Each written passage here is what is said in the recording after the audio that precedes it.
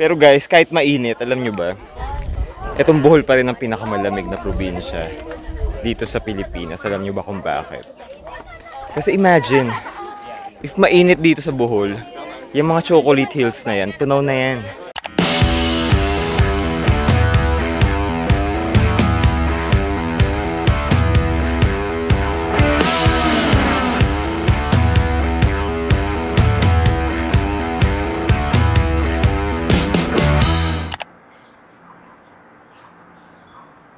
Guys, so we're just having our breakfast dito sa Bohol Ecotel. Part na to ng binayaran na room.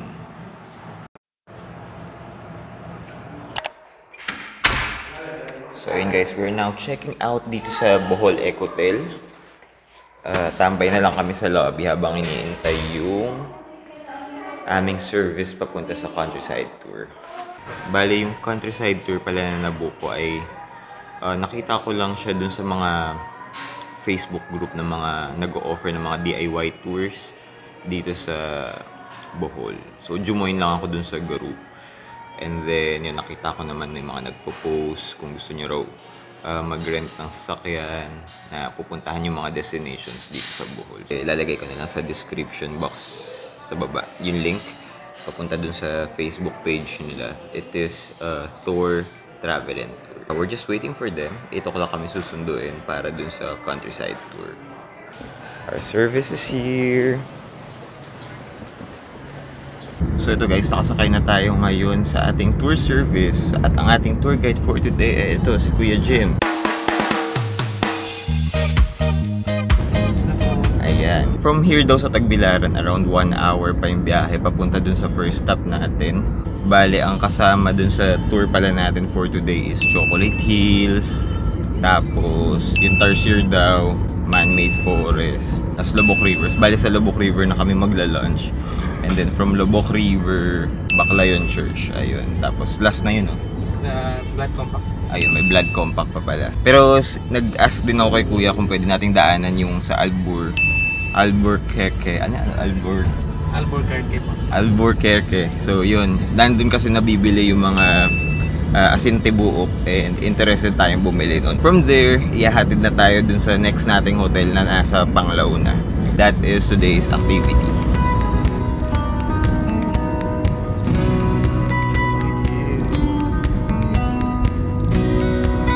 So ito guys, for our first stop dito sa ating countryside tour, nandito kami ngayon sa Graham. Ayan. So mag-ATV ride tayo. And buggy. Ito po yung ATV namin by pictures going to Chocolate Hills. Single ATV, yung ito naman is the bug car. Pwede yun ma'am, 2 adult, 1 bag. Tapos ito po yung rate namin sa single ATV, 1,200. Bug car naman is 2,400 po. Bali, kukuha tayo ng isang ATV tsaka isang bug car. Tapos 1 hour and 30 minutes yung duration. Papunta na yun malapit sa mga Chocolate Hills. Meron silang option ng cash or card payment. Kasi medyo mahal din yung pag-rent dun sa ATV tsaka sa bug car. So yun, nagbayad na lang ako through card. So ito yung buggy car. Ayun yung ATV. So ito yung preno natin. Okay. Tapos ito yung flow natin. Oh. Yung pag-din nyo, dandahan lang. Huwag yung biglan. Okay, smooth lang. Ayan. Yun na po. So ayun, by the way guys, di ako nagmomotor. Kaya bahala na, feeling ko ma-aksidente ako eh. Pero sana wag eh. So ito, magsa-start na kami. Na-try ko na siya, na-ooperate ko naman na maayos. So hopefully, goods tayo. So ito na, susundan na namin si Kuya.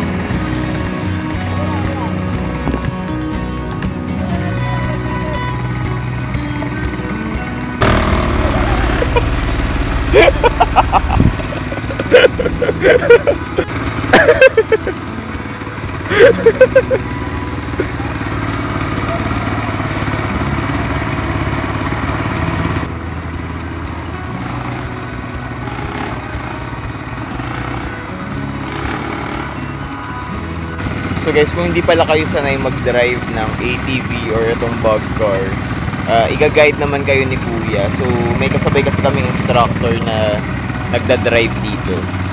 So yeah, huwag kayong matakot kasi madali lang talaga siya i-operate kahit di talaga kayo marunong.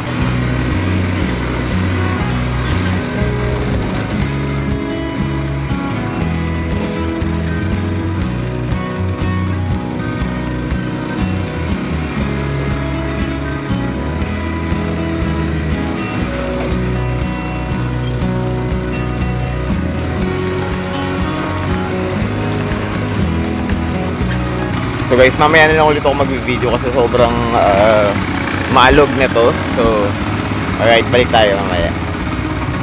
So guys, ito part ng package is magpo-photoshoot pa pala dito sa tapat ng Chocolate Hill. So, this is so much fun.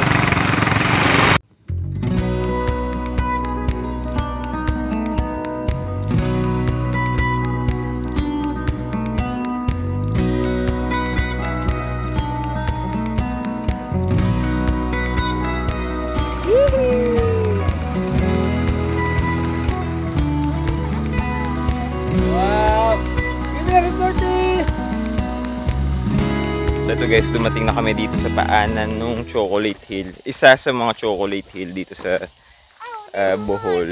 And yeah, aakitin namin yung tuktok. Merong view deck dun sa ibabaw.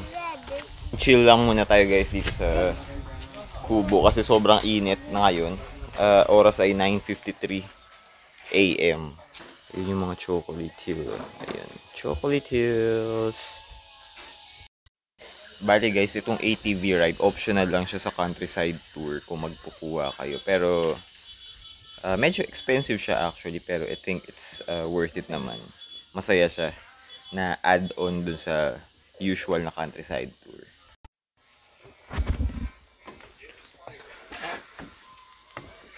So ito guys, paakit na kami ngayon sa isa sa mga Chocolate Hills. Ito. Meron actually footsteps dito, hagdanan. And eto, sinusundan lang namin siya. Nakalimutan ko na binanggit ni ate dun sa orientation kanina dun sa station. Kung ilang steps to. By the way guys, dun sa Kubo bago dito pumasok sa hagdanan, meron dun binibentang mga photos. Kasi pagka-park nyo ng ATV tsaka ng bug car, merong photographer sila. Mga professional photographer naman na magte-take ng mga group photos or solo photos, and then may option kayo na i-print yon for souvenir photos. Bale 180 per print. So ito guys, malapit na kami sa ibabaw. Ito, nakikita nyo na oh, ayan na yung mga Chocolate Hills oh. Ayan. Chocolate Hills, Chocolate Hills. Pero mas maganda syempre yung view sa ibabaw. So tara. Actually hindi naman sa pinaka-ibabaw yung view deck. Parang nasa kalagitnaan lang siya ng hill.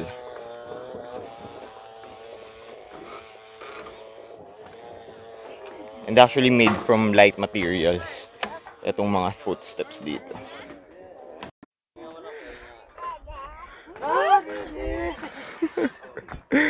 So guys, we have arrived here sa view deck. Ito, Chocolate Hills. So ayun o.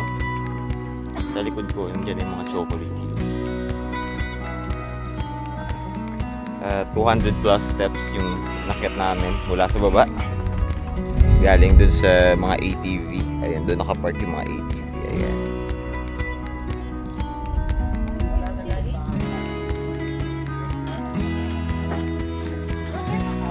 So ito guys yung view dito sa viewing deck nila.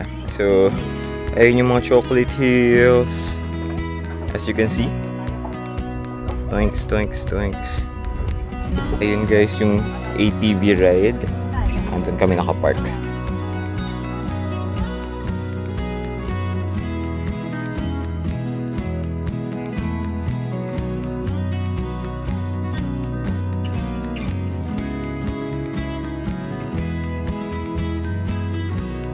Guys, pababa na ulit kami galing sa view deck nitong Chocolate Hill na inakyat namin. So, yeah. Okay, say hi, Kalon. Say hi. Say hi sa camera. Hi. Ganun ka, kaway ka, kaway. Yan. So, para sa pagbalik naman guys, ako naman yung magdadrive na itong bug car. First time ko magdadrive nito kaya di ko sure baka mabangga natin.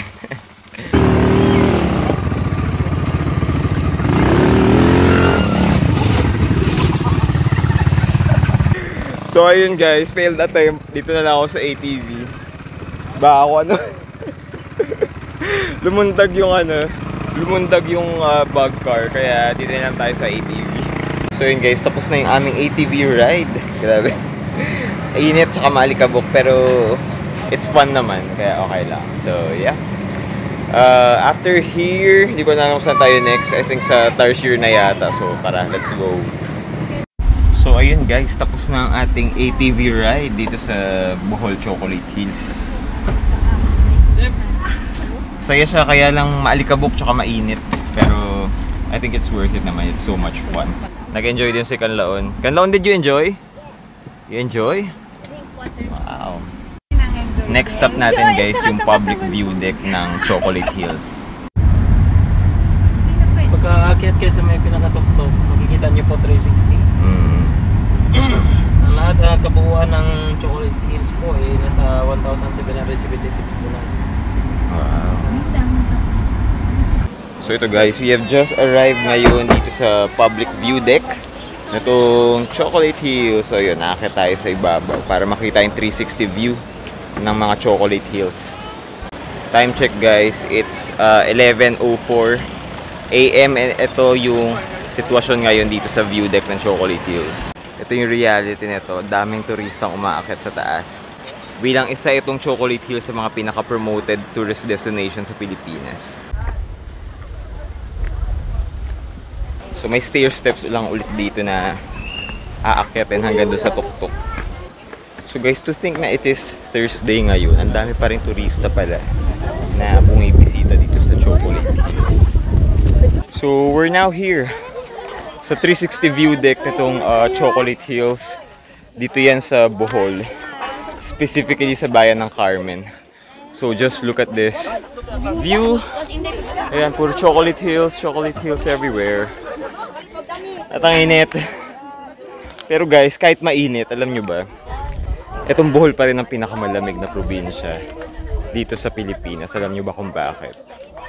Kasi imagine, if mainit dito sa Bohol, yung mga Chocolate Hills na yan, tunaw na yan. Nyi. Isa na namang sibika at kultura destination ang ating napuntahan ngayong araw na to. Ayan, bata pa lang ako. Sa mga sibika at kultura books ko lang ito nakakita itong Chocolate Hills ng Bohol. And finally, ngayong araw na to napuntahan na natin siya.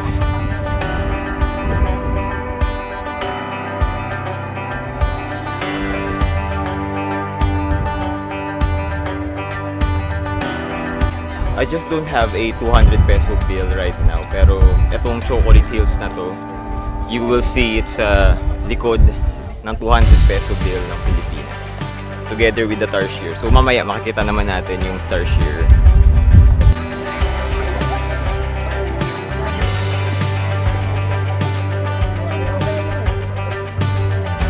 Ito yung reality nitong mga popular na tourist destination. Actually, hindi lang dito sa Bohol, kundi sa buong Pilipinas. Kasi look at this. Look at this. Look at this. Daming tao. It's almost, it's actually 11:13 AM. And dahil maraming ang mga tour groups na pumupunta dito, and isa nga to sa mga pinakakilalang destination sa buong Pilipinas. So, isa to sa mga dapat nyo i-expect pag pupunta kayo dito sa Chocolate Hills. So, balik na tayo dun sa parking area kasi nandun yung I Love Chocolate Hills. So, mag-take tayo ng video dun. Actually, nandun na rin sila Kanlaon, bumaba na. Dahil lang sobrang init dito, walang silong. So, need mo talaga magtiis or magdala kayo ng payong. So ito guys, pupunta lang kami dito sa picture spot ng Chocolate Hills.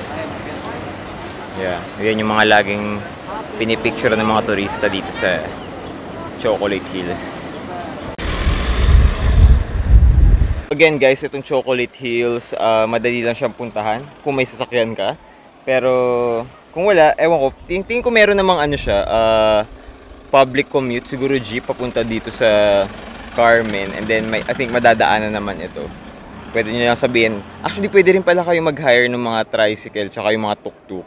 Yun, nag-o-offer din sila ng mga tours dito, especially sa isa sa mga pinakasikat nga na tourist destination dito sa Bohol. So ayun guys, tapos na kami dito sa view deck ng Chocolate Hills. Grabe, daming tao. Tapos ang init pa dahil it's almost lunchtime na actually. 11:41 na ngayon. Napakainit. At ang daming tao talaga.